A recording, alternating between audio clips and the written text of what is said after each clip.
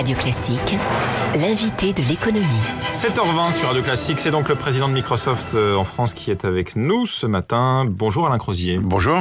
Hier, votre big boss, Satya Nadella, était à Paris. Il a rencontré François Hollande, il a tenu une conférence à la Sorbonne et annoncé plus de 80 millions d'euros d'investissement dans l'Hexagone. On va y venir.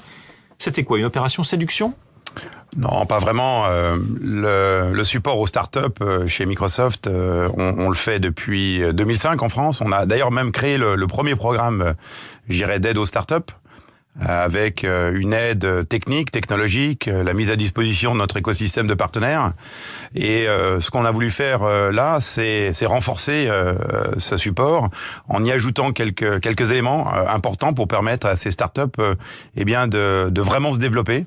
Et notamment de participer au développement international et d'aller à l'international, parce qu'aujourd'hui, quand on est une start-up, on veut évidemment commencer chez soi, mais évidemment viser l'international. On avait un son dans le journal du fondateur de Snipes, c'est une boîte très innovante qui a notamment créé une appli amusante pour voir où sont les terrasses les plus ensoleillées à Paris. C'est toujours très pratique, bon, un peu moins en ce moment. Lui, il disait, voilà, les grands groupes Internet, les GAFA, Google, Amazon, etc., ils se sont créés aux États-Unis, ils prospèrent aujourd'hui, mais rien ne dit que le prochain grand groupe Internet, il ne sera pas créé en Europe, voire en France. Est-ce que c'est possible selon vous ? Non, je pense que c'est tout à fait possible. Ce qui est important, c'est qu'effectivement, ces startups qui démarrent avec une idée, avec un fondateur, deux fondateurs, on les aide. On les aide à se développer. On leur donne accès à ces technologies, comme peut le faire un Microsoft.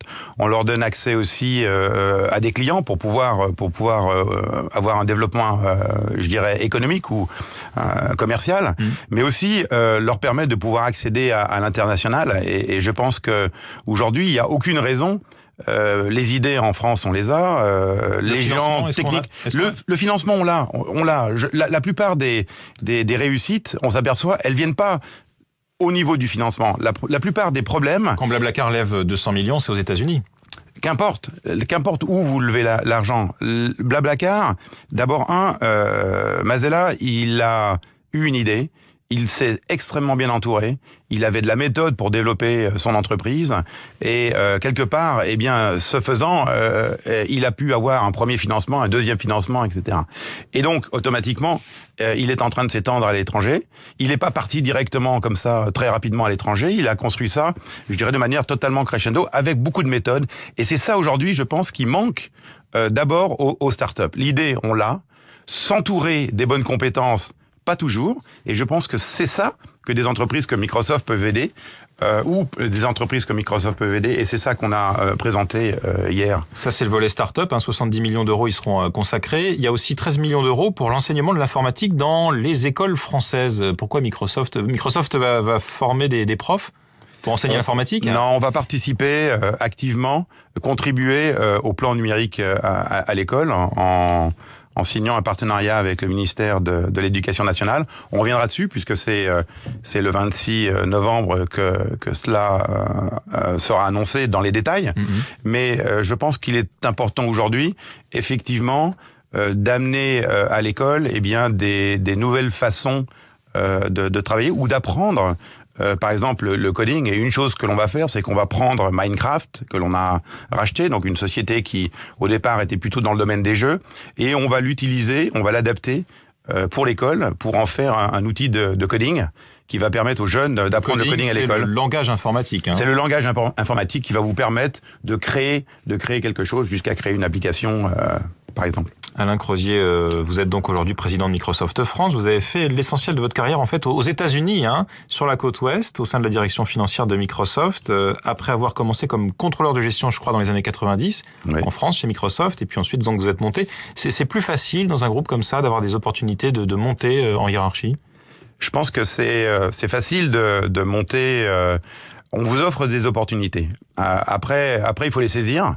Après, il faut prendre certains risques, parce que moi, je suis parti aux États-Unis avec femme et enfants, et je me suis retrouvé aux États-Unis avec par exemple un seul salaire, alors qu'on en avait deux lorsqu'on était à Paris. Un salaire confortable. Non, du tout, du tout. Ah non, inférieur, très nettement inférieur à mon salaire français. Et donc, on prend des risques. Et ces risques, ils peuvent payer. Lorsque j'ai voulu aussi je dirais, continuer cette carrière chez Microsoft, je me suis dit que la filiale française serait un bon choix. Eh bien, j'ai attendu et j'ai changé totalement d'orientation pour prendre ce job. Et je pense que quelque part, si on prend des risques dans une entreprise, on a de fortes chances de réussir. On a plus de chances de réussir. Maintenant, Microsoft est moins regardant sur un certain nombre d'éléments.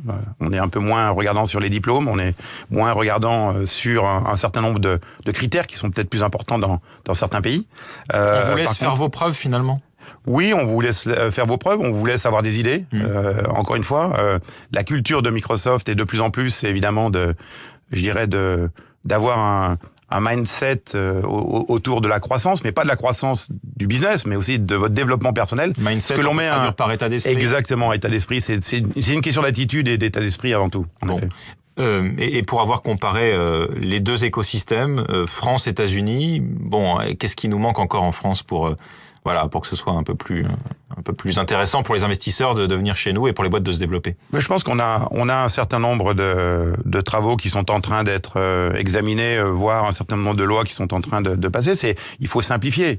Ce que disait hier Emmanuel Macron avec sa future loi sur favoriser la micro-entreprise, l'entrepreneuriat, l'initiative individuelle. Ça va dans le bon sens. Ça va dans le bon sens. Mais dans des domaines comme les nôtres, il faut aussi éviter la fragmentation. Donc tout ce qui peut participer, contribuer à des marchés qui sont des marchés plus larges, avec des lois qui soient simple pour ce marché large, eh bien, je pense que ça bénéficiera à ces entreprises qui veulent se développer. Et ça va dans le sens un petit peu de ce que je pense un Emmanuel Macron est en train de pousser.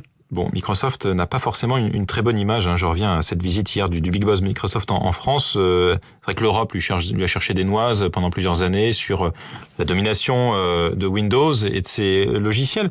Est-ce que il y a très très longtemps. C'est du passé. Maintenant, c'est Google qui est dans le viseur de la commission. On est dans. Je dirais qu'on est à une autre époque. On est à une autre époque et je pense qu'il faut surtout regarder l'avenir et ce qu'on est capable de faire, ce qu'on est capable de pousser plutôt que de ce qui se passait dans les années 90. Je pense que c'est entre guillemets c'est un autre siècle déjà. L'un des gros défis pour Microsoft, ce sera ma dernière question, Alain Crozier, c'est l'Internet mobile. Steve Ballmer, l'ancien patron, avait été, on va dire, écarté à cause de cet échec dans l'Internet mobile. Est-ce que ça se présente mieux désormais aujourd'hui? Non, ça se présente mieux. Je pense que l'Internet mobile, c'est surtout la mobilité de l'expérience.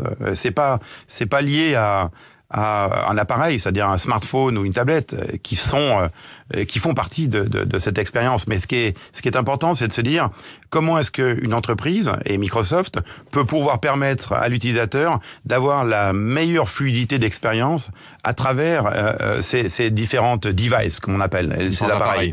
Et donc là, je pense qu'on a une vraie carte à jouer, puisque nos services aujourd'hui, par exemple, sont disponibles sur toutes les plateformes.